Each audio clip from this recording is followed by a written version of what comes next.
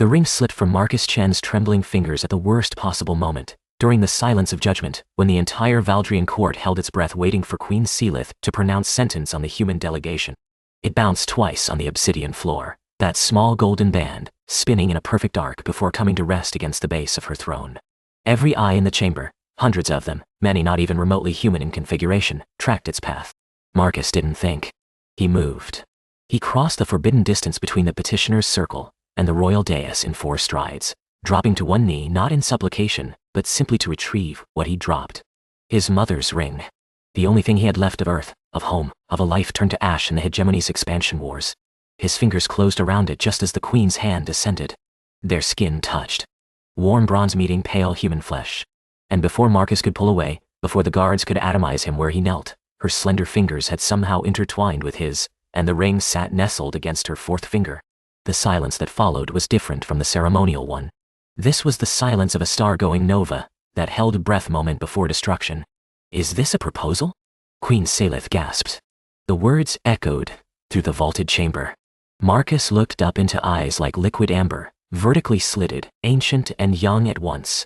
He saw something there he didn't expect, not fury, not disgust, but a flash of desperate hope immediately smothered. His voice cracked. Your Majesty, I apologize. The ring belonged to my mother. I only meant to. He has made the claim of joining. Chancellor Vorath's voice cut through like a blade. The elderly Valdrian swept forward, his ceremonial robes billowing, face contorted in outrage. A human has dared invoke the sacred right upon the eternal throne. The guards finally moved, crystalline spears leveling at Marcus's chest. He should have been terrified. Part of him was. But a larger part was still frozen by that micro-expression on the queen's face, that flash of something vulnerable in a being who ruled 47 star systems. The punishment is death, Vorath continued, almost gleeful. Slow death. The unraveling. Unless Her Majesty wishes to accept this creature's claim, which of course, I accept. The words were quiet. Almost too quiet. But in that chamber designed to carry even whispers to every corner, they struck like thunderbolts. Vorath's pale violet skin went gray. Your Majesty cannot be serious. Do you presume to tell me what I can and cannot be, Chancellor? Queen Seylith rose from her throne in a single fluid motion, and despite being barely taller than Marcus, she seemed to fill the entire chamber. The claim of joining is ancient law. Older than the chancellorship. Older than the current dynasty. When made in the throne chamber during the silence of judgment, it is unbreakable. But he is human, yes. The queen's gaze swept the court, the shocked nobles, the furious military commanders, the diplomatic envoys already calculating how to profit from this chaos. He is, and I have accepted. The joining trials will commence at the setting of the 3rd moon. She turned to Marcus then, and for just a moment, the mask slipped. He saw exhaustion behind those ancient eyes. Loneliness. The weight of a crown she'd never wanted on a head too young to bear it. Rise, human, she said, loud enough for the court. Then, softer. For him alone. What is your name, Marcus? Marcus Chen. Marcus Chen. She tested the sounds like unfamiliar fruit. You have placed yourself in great danger, whether by accident or design. The trials will determine if you are worthy to stand beside me. They will almost certainly kill you. A pause. Most of my previous suitors did not survive the first. How many have there been? 17. Over 300 years. Something flickered in her expression. I'm considered difficult to satisfy. Marcus became aware that the entire court was watching them, that recorders were capturing every word, that he'd just accidentally become engaged to the most powerful being in 3 galactic sectors. Your Majesty, Seylith, if you are to die attempting to prove yourself worthy of me, you should at least use my name. She finally released his hand, and he felt the absence of her touch like sudden cold. Guards, escort my betrothed to the consort's wing.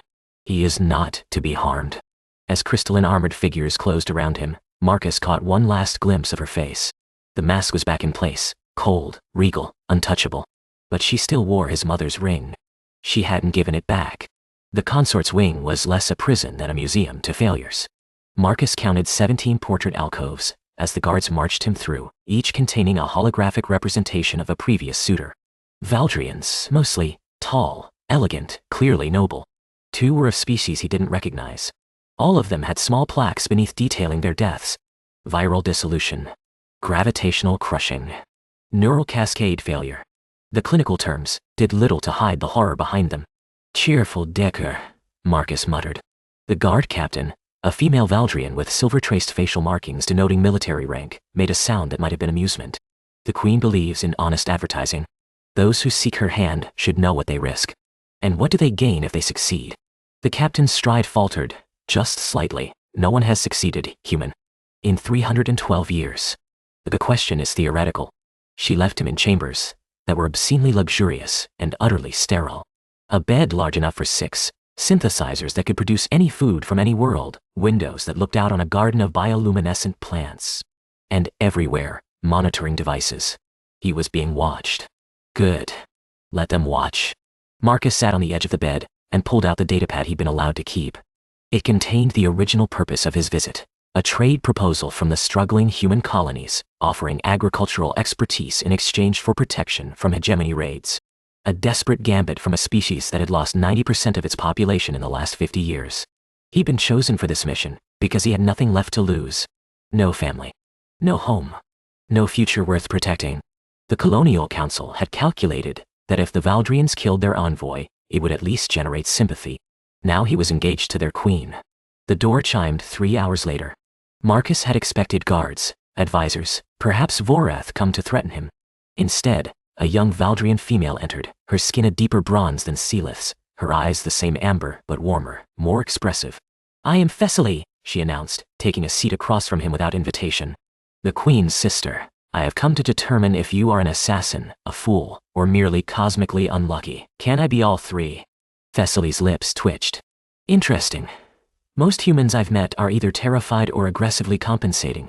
You seem resigned." "I've been resigned for a while now."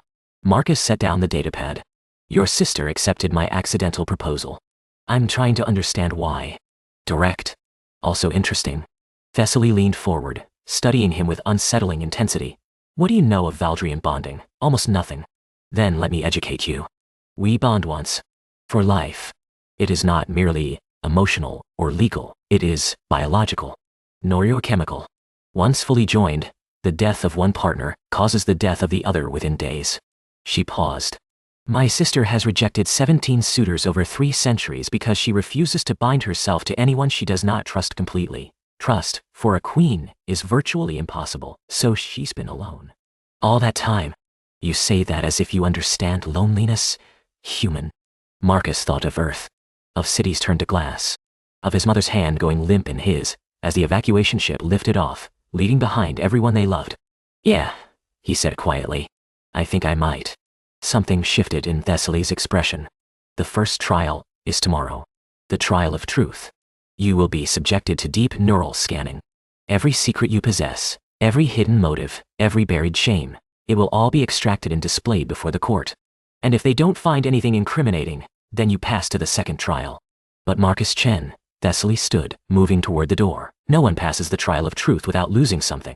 The process is not gentle. The question is whether you can survive it with your mind intact." She paused at the threshold. "My sister asked me to give you a message," she said. "Tell him he may withdraw the claim. I will return the ring and grant the human colonies favorable trade terms regardless. No dishonor will attach to him." She was very insistent that I convey this. "Why didn't she come herself? Because if she had, and you had accepted the withdrawal..." Thessaly's voice softened. "I think it would have broken her. And she is already so close to breaking." The door closed behind her. Marcus sat in the silence of his luxurious prison, surrounded by memorials to dead suitors, and made his decision. The next morning, when the guards came for him, he went willingly. The trial of truth took place in a chamber deep beneath the palace, carved from living crystal that pulsed with bioluminescent light. Marcus was strapped into a device that looked like a throne designed by nightmares, all neural interfaces and extraction probes. The court watched from tiered galleries. Seylith sat alone on a smaller throne, face impassive. Only the slight clench of her jaw betrayed any emotion. Chancellor Vorath presided, barely concealing his satisfaction. The trial of truth will now commence. The human Marcus Chen will be subjected to complete neural extraction. All memories, all motivations, all hidden aspects of his psyche will be laid bare. He smiled thinly. "Let us discover what secrets humanity's envoy carries." The machine activated. Pain was the wrong word. Pain implied sensation, something that could be endured through will.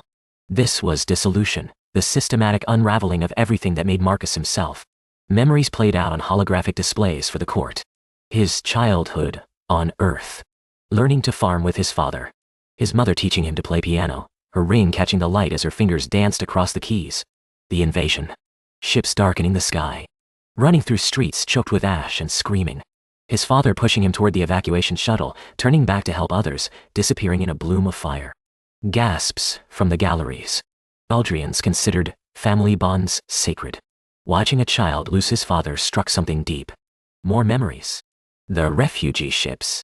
Humans packed like cargo, dying of disease and despair. His mother weakening day by day, giving her food rations to others, wasting away so children she'd never met might survive. Her last words, "Find something worth living for, Marcus. Promise me." The ring, pressed into his palm. Her eyes closing. The memory froze on the display, and Marcus distantly heard weeping from the galleries. He couldn't tell if it was him or others. But the machine wasn't finished. Deeper now. Into the places he buried. The colony years, surviving on worlds that didn't want humans. Learning that survival often meant accepting cruelty. The things he'd done to protect others, and the things he'd failed to prevent. A camp. Human refugees. Raiders from the outer systems. Marcus, barely 20, with a weapon he didn't know how to use, watching as, "Stop. Dad." Seylith's voice cut through the machine's hum. She had risen from her throne, amber eyes blazing. "The trial is not complete, Your Majesty," Vorath protested. "We have not yet reached. I have seen enough." She descended from the gallery, crossing to where Marcus hung in the extraction device. Her hand reached out, hovering just above the neural interface at his temple. "I have seen loss that mirrors my own, sacrifice that humbles me, and a wound." Her voice dropped. A wound that never healed because he would not let it, because he thought he didn't deserve healing. She turned to face the court, and her voice rang out clear and cold. "This man carries no treachery. No hidden agenda. He is exactly what he appears, a broken soul who happened to drop a ring at my feet. And I find," she faltered, "just for a moment, I find I do not wish to see him broken further." "The trials require," Vorath began. "The trials require that I know his true heart. I know it now." Seylith's hand finally made contact, gently removing the neural interface from Marcus's temple. "He will face the remaining trials when he has recovered. Not before." She helped him from the device herself, ignoring the shocked murmurs of the court. Marcus could barely stand, his mind still raw and exposed, but he managed to meet her eyes. "You didn't have to do that," he whispered. "No," she agreed. "I did not." Her thumb traced across his cheekbone, wiping away a tear he hadn't known he'd shed. "But I wanted to, and I cannot remember the last time I wanted anything." That night, Seylith came to his chambers alone. She stood at the window, silhouetted against the bioluminescent garden, and she told him her own secrets. The way of a crown taken too young when her parents fell to an assassin's plot. The suitors who saw only power, only dynasty, only political advantage. The centuries of proposals from those who wanted the queen but never saw Seylith. "I am so tired," she confessed, her voice cracking. "I have been strong for so long. I have been alone for so long. And then you stupid, clumsy human, you dropped a ring at my feet and looked at me with eyes that held no ambition, no calculation, only surprise and sorrow. I didn't mean to, I know. That's precisely why." She turned to face him, and for the first time, he saw her without any mask at all. Just a woman, ancient and young at once, desperately hoping and terrified to hope. "You saw me, Marcus. In that moment. Not the queen. Me." He crossed to her slowly, giving her time to retreat. She didn't. "The ring," he said softly. "It was my mother's. She told me to find something worth living for. And have you?" Marcus looked at her, at the vulnerability she was showing him, at the trust it represented, at the future it offered. Not just for him. For his people. For two species who might find in each other something neither could build alone. "I think," he said carefully, "I'm starting to." He didn't kiss her. It wasn't time yet. But he took her hand, the one that still wore his mother's ring, and he held it. She let him. Outside, the third moon began to set. The remaining trials were not waived, but they were different. The trial of combat was restructured when Marcus pointed out that physically fighting Valdrians, who were stronger and faster than humans in every measurable way, was simply execution with extra steps. Instead, He was tested on tactical thinking, resource management, crisis response, skills humanity had honed through decades of survival against impossible odds. He didn't just pass. He excelled. The Valdrian military commanders, initially hostile, found themselves reluctantly impressed. Humans, it seemed, had developed a peculiar genius for making do with nothing, for finding angles no one else considered, for refusing to accept defeat even when defeat was mathematically certain. "Your species is insane," General Krovith commented after watching Marcus's simulation results. "You do not know when to surrender. We learned that surrender means extinction, so we stopped learning it." The trial of wisdom came last. Marcus was brought before the Council of Ancestors, holographic representations of every Valdrian ruler for 10,000 years, and asked a single question: what would you give the queen that no other has offered? 17 suitors before him had answered with promises of power, wealth, alliance, dynasty. Grand gestures from grand beings who saw the crown before the woman. Marcus thought of his mother's ring, of Seylith's face when she'd accepted it, of the centuries she'd spent searching for something no one had thought to offer. "Honesty," he said, "even when it's not what she wants to hear, especially then." And he paused, finding the words. The freedom to be weak, to be tired, to be just Seylith sometimes, instead of always the queen. The council was silent for a long moment. Then the eldest ancestor, a figure so old her hologram flickered, spoke. "In 10,000 years, not one suitor has understood that the crown's greatest burden is not power, but expectation. You offer to share that burden." A pause. The trial of wisdom is past. The bonding ceremony took place at the convergence of all 3 moons, in a temple older than the current palace. Valdrian bonds were permanent, biological, irreversible. Marcus understood what he was agreeing to. If he was wrong, if this was a mistake, it would kill him. But as he stood across from Seylith, as the ritual words were spoken in a language older than human civilization, as their hands joined and the neurochemical bonding began its irreversible process, she felt no doubt. He felt for the first time since watching his mother's eyes close, like he was home. "I need to tell you something," Seylith murmured as the ceremony concluded, as the court erupted in cheers and political calculations and historical significance. "I could have removed the ring. That first day. The claim of joining can be rejected by the crown simply by returning the token." Marcus stared at her. "Then why?" "Because I saw your face when you reached for it. The way you protected it. The love in that gesture." Her fingers intertwined with his, an echo of that first accidental contact. "I knew, in that moment, that you were capable of loving something completely. And I wanted..." Her voice broke slightly. "I wanted to know what that felt like, to be loved like that, just once. Seylith." He raised her hand, the one wearing his mother's ring, and pressed his lips to her knuckles. "I'm not going anywhere. Ever. You understand that? The bond, the trials, the politics, none of that matters. You asked me to find something worth living for." He pulled her closer, there in the temple, surrounded by witnesses and history and the future of 2 species. "I found you." The months that followed were not easy. Chancellor Voreth led a faction opposed to the human consort, spreading whispers about contamination and corruption. The hegemony, sensing an opportunity, increased pressure on human colonies, testing whether the new alliance had substance. But something had shifted. Human agricultural techniques began revitalizing failing Valdrian colony worlds. Valdrian technology started reaching human settlements, improving defenses and infrastructure. 2 species that had never truly interacted began discovering they complemented each other in unexpected ways. And at the center of it all, the queen and her human consort. Seylith, who smiled now, actually smiled, in court. Marcus, who had found in shared burdens a purpose beyond survival. One evening, a year after the accidental proposal, Seylith found Marcus in the garden where they'd had their first real conversation. He was holding a small crystalline box. "What is that?" "A Valdrian tradition. I had Thessaly explain it to me." He opened the box, revealing a ring. Not the golden one he dropped, which still adorned her finger, but a new one, carved from the same crystal as the palace, holding a fragment of compressed light from a dying star.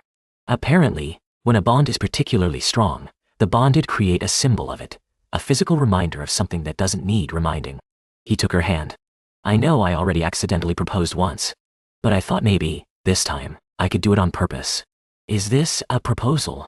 Seylith asked, and her voice held the same breathless surprise as that first day, but warmer now. Fuller, "I. Yes." Marcus slipped the ring onto her finger, next to his mother's band. "It's a proposal. A promise. A thank you for taking a chance on a clumsy human who dropped something precious and found something more precious in return." She kissed him then, Their first real kiss, soft and careful, and full of years of loneliness, finally ending. "I accept," she whispered against his lips. Again. Always. Yes. Above them, 3 moons rose over an empire transformed by an accident, a ring, and the terrifying courage of 2 broken souls who chose to be whole together. The human colonies would thrive under Valdrian protection. The Valdrian Empire would evolve, enriched by human creativity and resilience. And in the palace at the center of it all, a queen and her consort would rule together, not as sovereign and subject, but as partners, equals, and something far more rare in the cold vastness of space. They would be happy. It was, as far as endings go, exactly what they both deserved.